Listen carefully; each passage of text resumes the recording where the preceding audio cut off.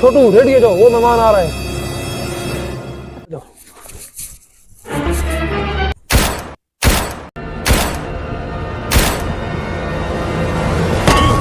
तू आ जाओ, उसकी लाश को कहीं फेंकते हैं, सबूत ही मिटा देते हैं। जल्दी करो, पाँव से पकड़ो तुम।